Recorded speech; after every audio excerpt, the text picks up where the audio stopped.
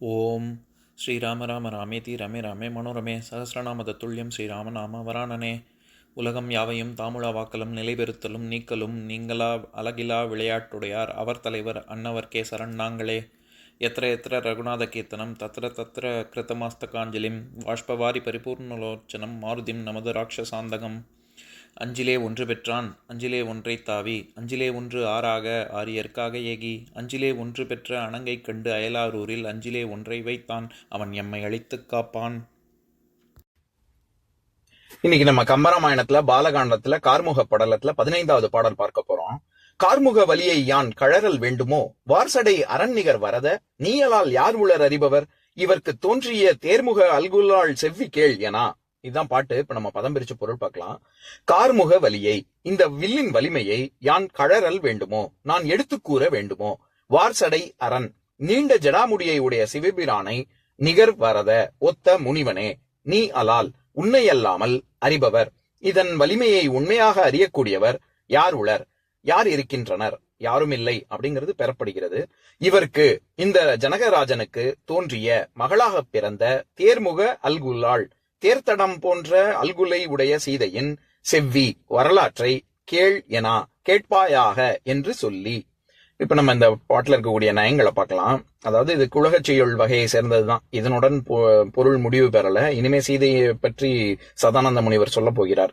இந்த பாடல்ல கார்முக வலியை யான் கழறல் வேண்டுமோ அப்படின்னு சொல்றாரு. இந்த இடத்துல கழறுதல் அப்படிங்கிறதுக்கு இடித்துரைத்தல், சூளுரைத்தல், உறுதியாக சொல்லுதல், சினத்தல், அவமதித்தல், இப்படிலாம் பல பொருள் இருக்கு. இந்த இடத்துல சர்வ நிச்சயமா சொல்றது, நான் உறுதியா சொல்றேன்ல அப்படின்னு சொல்றோம்ல, அந்த மாதிரி சொல்லுவது எடுத்துரைக்கிறதுக்கு கழறுதல்ன்ற பொருள் அந்த அர்த்தத்துலதான் இங்க வருது. என்ன சொல்றாரு? கார்முக வலியை, இந்த வில்லு எவ்வளவு வலிமையானது அப்படின்னு நான் எடுத்து சொல்லணுமா? தேவையில்லை அப்படிங்கிறாரு.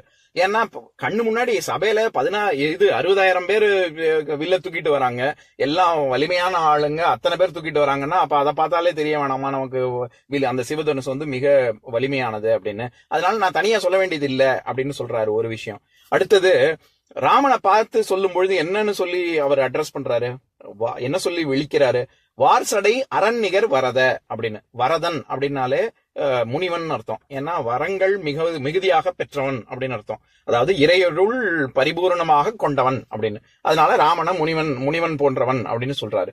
அது மட்டும் இல்லாம வார்சடை அரண்நிகர் வரத அப்படின்னு சொல்றாரு. வார்சடைனா ஜடாமுடி, ஜடாமுடியை கொண்ட உள்ள அரண், ஹரன்கிற சமஸ்கிருத சொல் தான் தமிழ் படுத்தி அரண்னு வந்திருக்கு. சிவனுக்கு நிகரான ராமனே அப்படின்னு சொல்றாரு.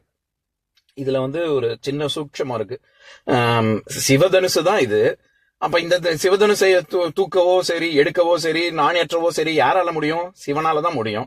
சிவனுக்கு ஒரு நிகரானவன் நீ, அதனால உன்னால முடியும் அப்படின்னு சொல்றாரு. இந்த மாதிரி உள்ள ஒரு கருத்து வச்சு சொல்றது வந்து கருத்துடை அடைக்கொழி அணி அப்படின்னு.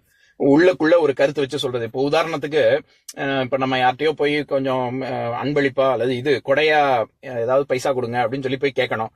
அப்படிக்கு நேரா போய் எனக்கு பைசா கொடுங்க அப்படின்னு சொல்ற கேட்கறதுக்கு பதிலா, உங்க அப்பாவை மாதிரியே இருக்க நீ அப்படின்னு, உன்னுடைய உடல் அமைப்பை பார்த்தாலும் சரி, குணத்தை பார்த்தாலும் சரி, அப்பா மாதிரியே இருக்கு அப்படின்னு புகழ்ந்து சொல்லிட்டு, உங்க அப்பா எப்பேற்பட்ட கர்ண பரம்பரை தெரியுமா அப்படின்னு சொல்லிட்டு பைசா கேட்டா என்ன அர்த்தம்? அவர் அப்பேற்பட்டவர், அவர் கொடுப்பாரு, அதே மாதிரி நீயும் கொடுன்னு அர்த்தம்ல. இந்த மாதிரி சொல்றது வந்து கருத்துடை அடைக்கொழி அணி. இதுல கம்பராமாயணத்திலேயே அதற்கான உதாரணம் எல்லாம் இருக்கு. கைகேயி சூழ்வினை படலம் அப்படிங்கிற படலத்துல வரக்கூடிய பாடல். அதாவது அயோத்தியா காண்டத்துல, இது கம்பராமாயணத்துல 1513வது பாடல். அதை படிக்கிறேன் கேளுங்க. திசைத்ததும் இல்லை எனக்கு வந்து தீயோர் இசைத்ததும் இல்லை, முன்னிந்த இவ்வரங்கள் குசை பரியோய் தரின் என்று கொள்வேன், அன்றேல் வசைத்திறன் நின்மையின் நிற்க மாழ்வேன் என்றாள். கைகேயி வந்து வரம் தசரதன் கிட்ட கேட்டதுக்கு அப்புறம், ஒருவேளை இவன் கொடுத்துடாம இருந்துருவானோ அப்படிங்கிற ஒரு தயக்கம் வந்ததுக்கு அப்புறம் என்ன சொல்லுவா, நீ குடுக்கறதா இருந்தா குடு, இல்லாட்டி இறந்து போறேன் அப்படின்னு மிரட்டுற இடத்துல அரசனே அப்படின்னு சொல்லலாம், இல்லாட்டி கணவனே அப்படின்னு சொல்லலாம். அப்படிலாம் சொல்லாம என்னன்னு சொல்றா, குசை பரியோய் அப்படின்னு. அதாவது குஷ அப்படிங்கிற சம்ஸ்கிருத சொல்ல இருந்து வந்திருக்கிறது தான் இந்த குசைங்கிற சொல். நம்ம கடிவாளம்னு சொல்றோம்ல, அந்த கடிவாளம் கயிறு, பொதுவா கயிறு குறிக்கும், இது தர்ப புல்ல குறிக்கும். இந்த இடத்துல கடிவாளத்தை குறிக்குது.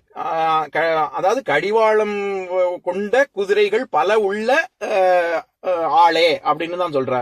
அப்படின்னா என்ன அர்த்தம்? இந்த இடத்துல எதுக்கு சொல்ல வரேன், இதுவும் வந்து அந்த நம்ம இப்ப பாக்குற பாடல் மாதிரி கருத்துடை அடைக்கொழி அணிக்கு இன்னொரு உதாரணம் என்னன்னா, சம்பரன் அப்படிங்கிற ஒரு தேவர்களுக்கும் அசுரர்களுக்கும் போர் நடக்கும் பொழுது சம்பரன் அப்படிங்கிற அரக்கனோட போர் செய்யும் பொழுது தசரதனுக்கு உதவி செஞ்சதுனாலதான் கைகேயிக்கே வரம் கிடைக்கும்.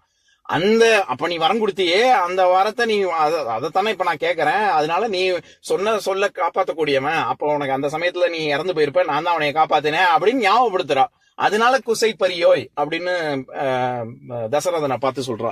அந்த மாதிரிதான் இங்கேயும் சிவனுக்கு நிகரான ராமனே அப்படின்னு சொல்லி சதானந்த முனிவர் சொல்றாருன்னா, சிவன் உன்னால முடியும் அப்படின்னு எனக்கு தெரியும் அப்படின்னு சொல்ல வர்றாரு. நம்ம சிவராமன், எங்க அப்பா பேரே சிவராமன் தான். சிவராமன்ங்கிற வார்த்தைக்கே என்ன அர்த்தம்? சிவனை தொழும் ராமன் அப்படின்னு எடுத்துக்கலாம். இல்லாட்டி ரம்யமானவன் ராமன், பிடித்தவன் அப்படிங்கறதுனால சிவனுக்கு ரொம்ப பிடித்தமான ராமன் அப்படின்னு எடுத்துக்கலாம். அந்த அர்த்தத்துல ரெண்டு பேரும் ஒண்ணுதான் அப்படின்னு கம்பர் சொல்ல வர்றாரு. நீயலால் யார் உளர் அறிபவர், அதனால உனக்கு தெரியும், நான் சொல்லி தெரிய வேண்டியதுல உனக்கே தெரியும், உன்னை தவிர்த்து வேற யாருக்கும் தெரியவும் தெரியாது இந்த அப்படின்னு சொல்றாரு. இவருக்கு தோன்றிய தேர்முக அல்குலாள் செவ்வி கேள்யனா அப்படின்னு. தேர்முக அல்குல் அப்படின்னு சீதையை சொல்றாரு. அல்குல்னா பெண் குறின்னு அர்த்தம். தேருடைய தடம் எப்படி காவல் பொருந்தியதாக இருக்குமோ அப்பேற்பட்ட கற்புக்கரசியாக சீதை உள்ளாள். கற்புக்கரசிங்கிற வார்த்தைக்கு இன்னொரு பதம் தான் இந்த தேர்முக அல்குல் அப்படிங்கிறது. இதுவும் நம்ம கம்பராமாயணத்துல பல இடங்கள்ல பார்த்திருக்கோம். அதாவது அகழி எப்படி இருந்தது அயோத்தியால அப்படிங்கிற பாடல் கம்பராமாயணத்துல 106வது பாடல். அதை படிக்கிறேன் கேளுங்க.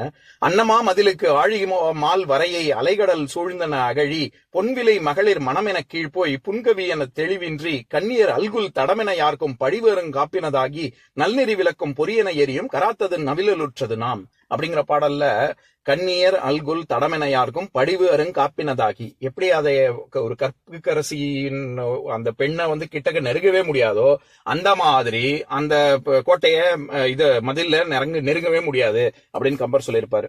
அதே மாதிரிதான் இங்கேயும் கற்புக்கரசியான சீதை அப்படின்னு சொல்றாரு. அப்பேற்பட்ட சீதையின் வரலாற்றை சொல்கிறேன் கேள் அப்படிங்கிறதுக்கு செவ்வி கேள் அப்படின்னு கம்பர் சொல்றாருல. அந்த இடத்துல செவ்வி அப்படிங்கிறதுக்கு பல பொருள் இருக்கு. கிட்டத்தட்ட 15க்கும் மேற்பட்ட வார்த்தை இருக்கு, அர்த்தம் இருக்கு அதுக்கு. அதுல ஒண்ணுதான் காலம் அப்படிங்கிற பொருள். இப்ப திருக்குறள்ல 130வது குறள், அதாவது அடக்கமுடைமை அப்படிங்கிற அதிகாரத்துல 10வது குறள். அதை படிக்கிறேன் கேளுங்க. கதங்காத்து கற்றடங்கள் ஆற்றுவான் செவ்வி அறம் பார்க்கும் ஆற்றின் நுழைந்து அப்படின்னு. அதுக்கு பரிமேல் அழகரோட உரை. கதம் காத்து கற்றடங்கள் ஆற்றுவான் செவ்வி, மனத்தின் கண் வெகுளி தோன்றாமல் காத்து கல்வியுடையவனாய் அடங்குதலை வல்லவனது செவ்வியை அறம் பார்க்கும் ஆற்றின் நுழைந்து அறக்கடவுள் பாரான் இருக்கும் அவனை அடையும் நெற்றியின் கண் சென்று அப்படின்னு.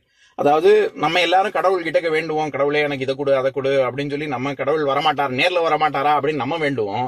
ஆனா அறக்கடவுள் கல்வியும் இருந்து அறிவும் இருந்து மக்களுக்கு நல்லது செய்யணுங்கிற எண்ணமும் இருந்து அறத்தை பின்பற்றக்கூடிய ஒருவன், அவனை நோக்கி அறக்கடவுளே இவனை எப்படி நம்ம சந்திக்கிறது, எப்படி நம்ம நேர்ல வர்றது, எப்படி வர்றது அப்படின்னு அறக்கடவுள் பார்த்துக்கிட்டு இருக்கோம் அப்படின்னு சொல்றக்கூடிய ஒரு குறள்ல ஆற்றுவான் செவ்வி அப்படின்னு சொல்லியிருப்பாரு திருவள்ளுவர். அந்த இடத்துல எப்படி அந்த காலத்தை நேரத்தை பார்த்து கொண்டிருக்கும் அப்படிங்கிற பொருள் வருதோ அந்த மாதிரி இந்த பாடல்ல தேர்முக அல்குலாள் செவ்வி கேள் அப்படின்னா அவளுடைய சீதையின் காலத்தை சொல்கிறேன் கேள், அவள் பிறந்தது, அவளை பற்றி நான் சொல்கிறேன் அப்படிங்கிறதுனால வரலாறு அப்படிங்கிற பொருள் வருது இந்த பாடல்ல. அதனால வார்சடை அரண்நிகர் வரத நீயலால் யார் உளர் அறிபவர் அப்படிங்கிறதுக்கு நீ உனக்கு தான் தெரியும், நீ இந்த வில்லை நாணேற்றி சீதையை திருமணம் செய்து கொள்வாயாக அப்படின்னு சொல்லி சதானந்த முனிவர் சொல்வதாக நம்ம இந்த பாடலை அர்த்தம் பண்ணிக்கலாம். இப்ப நான் பாட்டை இன்னொரு தடவை படிக்கிறேன் கேளுங்க. கார்முக வலியை யான் கழறல் வேண்டுமோ வார்சடை அரண்நிகர் வரத நீயலால் யார் உளர் அறிபவர் இவருக்கு தோன்றிய தேர்முக அல்குலாள் செவ்வி கேள் எனா. இன்னொரு நாள் இன்னொரு பாட்டு பார்க்கலாம். ஓம் சாந்தாகாரம் புஜகசயனம் பத்மநாபம் சுரேஷம் விஸ்வாதாரம் ககனசத்ரசம் மேகவர்ணம் சுபாங்கம் லக்ஷ்மீகாந்தம் கமலநயனம் யோகி ஹிருத்யானகம்யம் வந்தே விஷ்ணும் பவபயஹரம் சர்வலோகைகநாதம். உம்பரோடு இம்பர்காரும் உலகம் ஓர் ஏழும் ஏழும் எம்பெருமான் என்று ஏத்தி இறைஞ்சி நின்று ஏவல் செய்ய தம்பியரோனும் தானும் தருமமும் தரணி காத்தான் அம்பரத்து அனந்தர் நீங்கி அயோத்தியில் வந்த வள்ளல். ஓம் பூர்ணமதః பூர்ணமிதம் பூர்ணாத் பூர்ணமுதஸ்யதே பூர்ணஸ்ய பூர்ணமாதாய பூர்ணமேவாவசிஷ்யதே. ஓம் சாந்தி ஷாந்தி ஷாந்திஹி. ஓம் சர்வேஷாம் ஸ்வஸ்திர்பவது सर्वेषां शान्तिर्भवतु, सर्वेषां पूर्णं भवतु, सर्वेषां मङ्गलं भवतु। ॐ शान्ति शान्ति शान्तिः। ॐ सर्वे भवन्तु सुखिनः, सर्वे सन्तु निरामयाः, सर्वे भद्राणि पश्यन्तु, मा कश्चित् दुःखभाग् भवेत्। ॐ शान्ति शान्ति शान्तिः।